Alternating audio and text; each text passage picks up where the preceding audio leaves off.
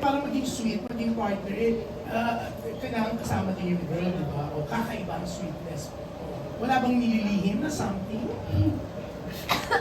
Ay, naubo? Tubig po, tubig po. Ang masasabi ko po ngayon ay pinapahalaga po namin yung isa't isa. At masaya po kami tuwing magkasama po kami. Yun lang. O sa statement niya, kung may makakasingit ba? Pantay sarado ka nga ba ni JM?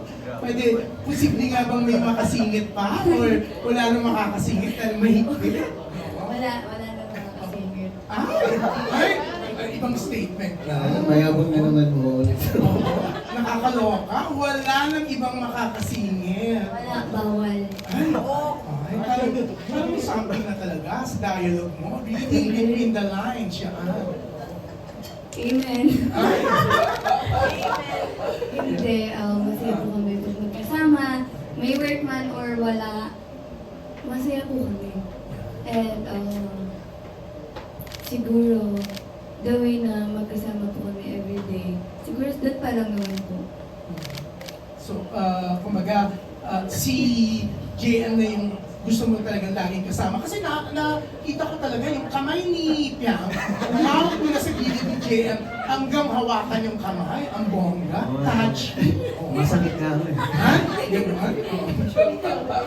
Komportable po kami sa isa't isa. Uy, kinikilig kami na. Yun po yun. Komportable lang po kami sa isa't isa. Why? Bakit gano'n ka-komportable kay JM? At siya na talaga yung gusto mong kasama? Siguro naman po, kita naman po sa loob pa lang ng bahay ni Kuya. Doon kami nag-start maging comfortable sa isa't isa. The way kami na magpartikulan, mag-usap sa loob ng bahay ni Kuya. Siguro doon nag-start lahat ng pagiging komportable ko po sa kanya. At nadala ko po yun hanggang sa paglabas ng bahay and nagtutuloy-tuloy naman po. At wala naman din po ako nakikita na any problem para hindi ako maging komportable sa kanya. Yan, JM, ang ganda ng sinabi niya, no? Walang dahilan para hindi siya maging komportable. Kinilig ka? Na-proud ka? Hindi, parang yumabang lang. Ay! Yan, pero yan, nakakakilig kayo talagang dalawa. Kaya kami, solid JM Piano lang. Di ba, DJ Ay? Oo. Ang bongga. Yan.